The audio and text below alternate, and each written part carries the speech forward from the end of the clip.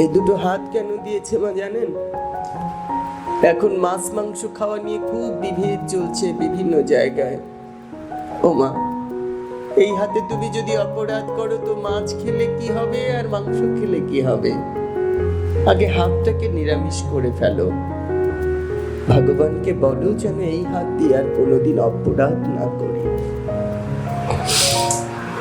এই চোখ দুটো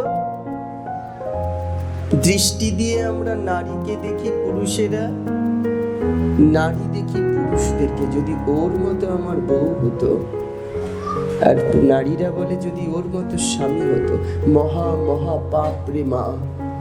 এই পাপ থেকে বেরিয়ে আসতে হবে আগে আমাদের। এই চোখ দুটোকে নিরামিষ করতে হবে।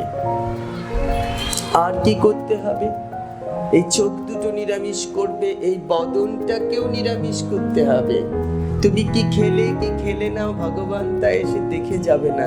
কিন্তু তুমি বদনে হরিনাম করলে কিনা, তোমার বদনে কৃষ্ণ নাম হলো কিনা, ভগবান কিন্তু সেটা দেখতে পাবে।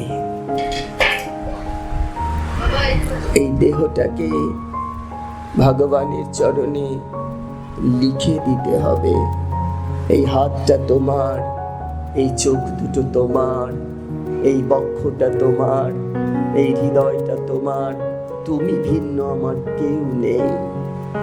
এটা করে দিতে হবে, তবে তুমি তোমাকে জয় করবে। আর এরপরেই তোমার সঙ্গটা জয় হবে। জিত সঙ্গ বললাম না, সঙ্গটাকে জয় করতে হবে। সেই সঙ্গটা কি? সেই সঙ্গটা পরিষ্কার ভাবে বলা হয়েছে সাধু সঙ্গ।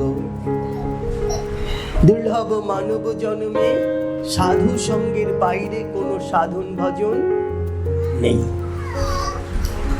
এই যে সাধন ভজনটা একটুখানি আগে বলছিলাম, যে এই সাধন ভজনের শেষ মাত্রাটা হচ্ছে বৈষ্ণবের চরণ ধুলি।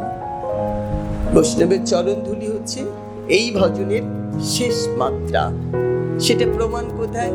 এবার বলছেন ভগবান, হ্যাঁ তোমার কথা ঠিক আছে, আমি ডাকলে তো সবাই চলে আসে, সবাই চলে আসবে। তা তুমি আগে আগে না গিয়ে তুমি পেছনে পেছনে যাও কেন? তুমি আগে আগে বাঁশি বাজাবে আর সবাই তো পেছন পেছন ছুটে যাবে, তা না গিয়ে তুমি পেছনে যাও কেন? ভগবান দারুণ করে বলে দিলেন, জানো সখা, আমি পেছনে কেন যাই? আগে যখন ধেনুগুলো যায়, যারা আমার নামে প্রাণ তেজেছে, যারা আমার বাঁশি না শুনলে গোষ্ঠে আসে না, যারা আমাকে না পেলে গোষ্ঠে থাকে না, যারা আমার নামে প্রাণ তেজেছে, তারা তো আমায় অন্তপ্রাণ। তারা আগে যায়, তারা আমার ভক্ত। আর ওই ভক্ত যখন চলে যায় আগে আগে, তাদের পায়ের ছোঁয়াতে ধুলি উড়ে আসে, আর সেই ধুলি এসে লাগে আমার গায়ে, আমি পরম আনন্দ লাভ করি।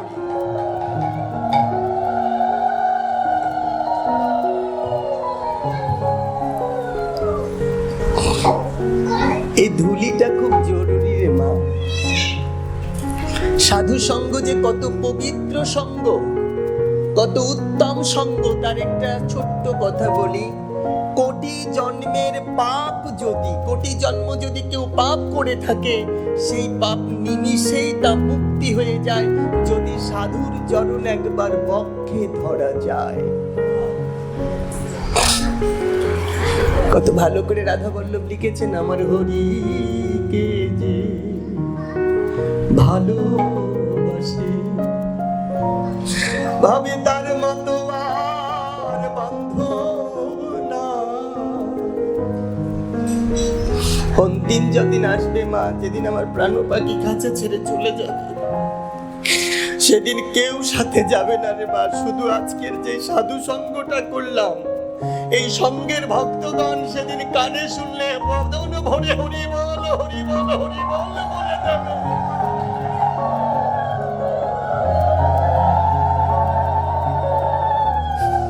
প্রতিদিন সঙ্গ করি আর ভাবি কে জানেন না, যদি আর জীবনে সঙ্গ না হয়, যদি বাহু তুলে আর কোনোদিন হরি বল বলা না হয়, যদি আজি প্রাণ পাখিটা কাঁচা ছেড়ে উড়ে যায়, যদি হ্যাঁ গৌর হ্যাঁ কৃষ্ণ বলো আর কাঁদতে না পারি,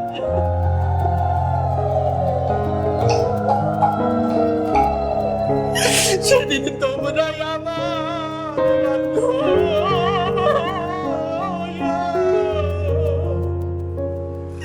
আমায় বদন ভাবে নাম শুনাইয়া,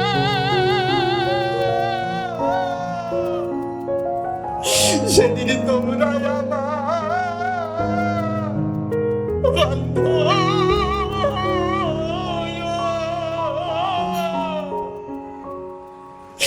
যদি আর গাইতে না পারি, যদি আর হরিবল বলতে না পারি, সেদিন ভিখারি হয়ে দাঁড়াবো আর তোমরা তোমাদের চরণ ধুলি আমার মস্তকে দিয়ে সেদিন আমার জীবনটাকে ধন্য করে দিও আর হরিবল হরিবল শুনিয়ে দিও। আমার জীবন যাবার আগে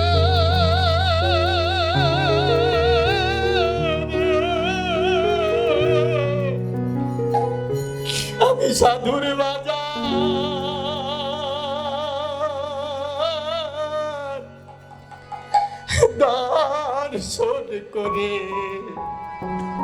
দর্শন করে যা,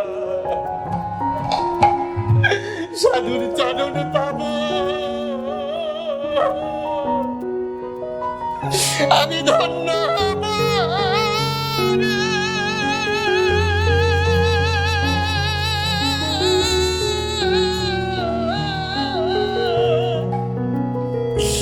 এমন ভাগ্য করে আমি করে রাখি না সাধুর বাজার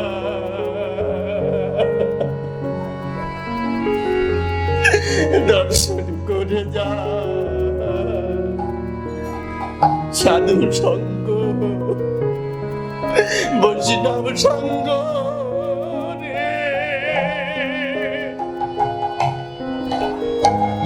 দানবী জানে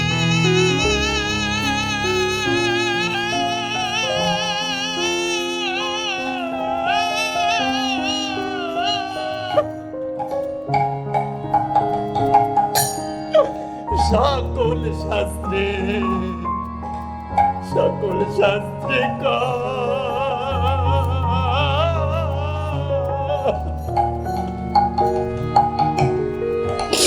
একবার নেওয়া মাত্র এই বৈষ্ণবের সঙ্গরে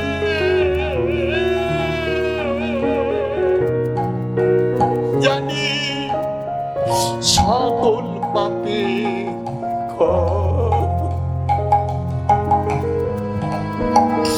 সাধু সঙ্গ ওমা বৈষ্ণব সঙ্গ রে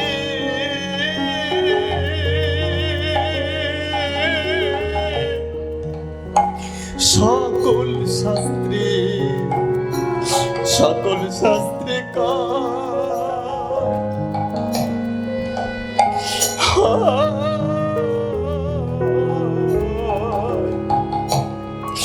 একবার লওয়া মাত্র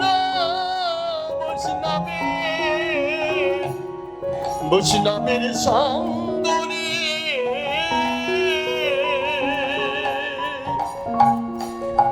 জানি সকল পাপে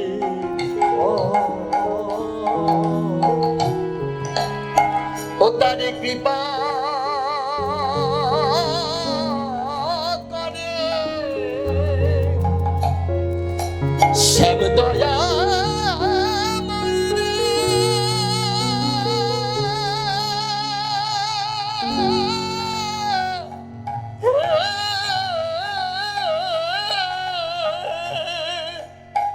ওরে সেজন বৈকুণ্ঠে পায় ঠাই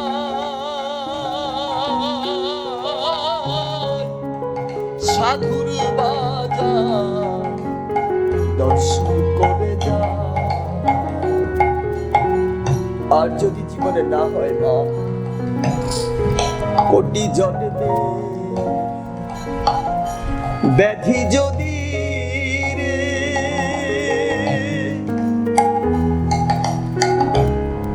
থাকে কারো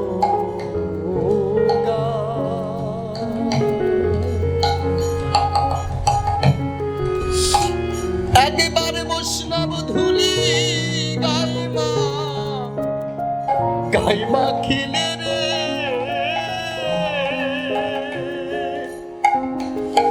ওরে তার কোটি জন্মের ব্যাধি যা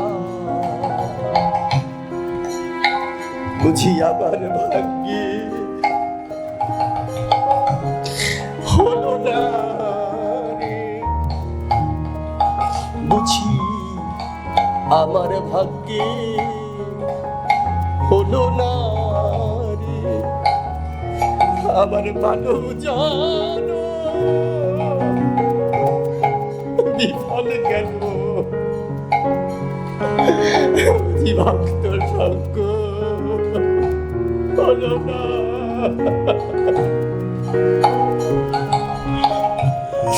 আমার দিনে দিনে দিনে ফুরানো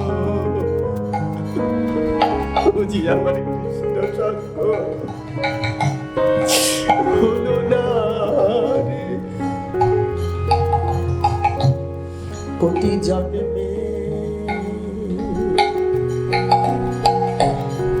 পাপ যদি রে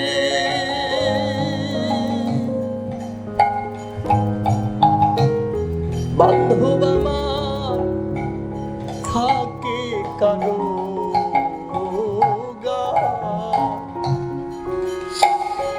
একবার বৈষ্ণব ধুলি গাইমা খিলে রে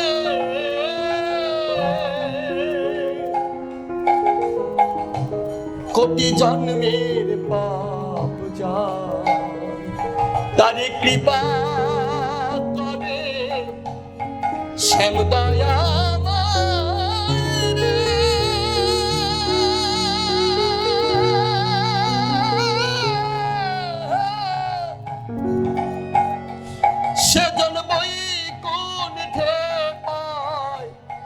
বৈকুণ্ঠে পাই ঠাই সাধুর বাজার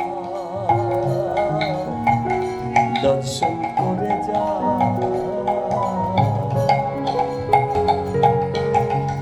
সাধু সঙ্গ জিত সঙ্গ সঙ্গটা জয় করো। সঙ্গ জয় করলে কি হবে?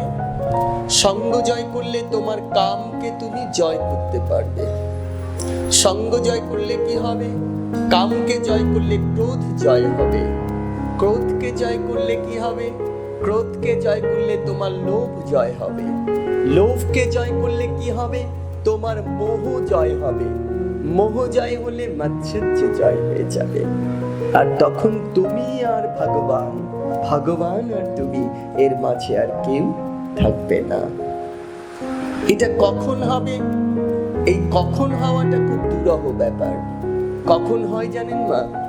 যখন আপনি পাস করবেন।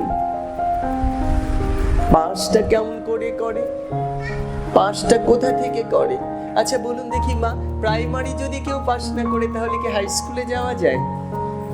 হাই স্কুল পাস না করলে কলেজ, কলেজ পাস না করলে কি ইউনিভার্সিটিতে যাওয়া যাবে?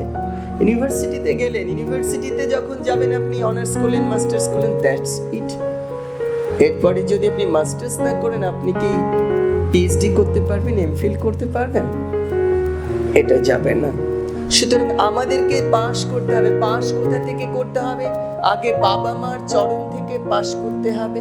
বাবা মার চরণে পাস করলে আপনি একজন সৎ গুরুর চরণাশ্রিত হতে পারবেন। যদি আপনি বাবা মার মনে কষ্ট দেন তাহলে আপনি লোভী কামক গুরুর আশ্রিত হবেন।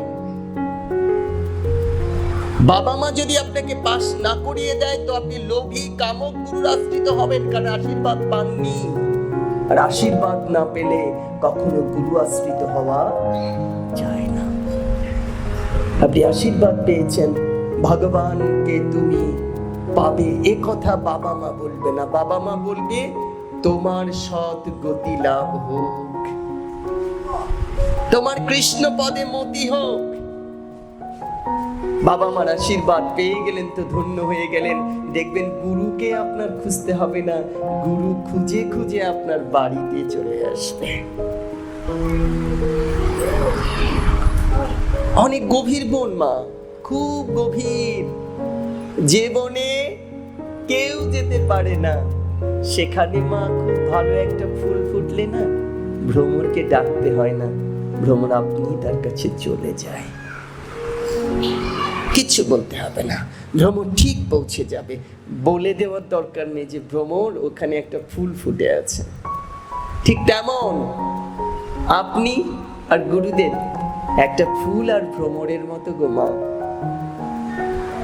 হরিনাম জপ করতে করতে আপনি গোবিন্দের কৃপা লাভ করবেন কখন? যখন গুরুদেব আপনাকে পাশ করিয়ে দেবে। যখন আপনি গুরুর কাছে পাশ করে যাবেন তখন আপনি কৃপা লাভ করবেন, তার আগে কৃপা লাভ করার কোনো রাস্তা নেই। গুরুর কৃপা কেমন করে পাবেন?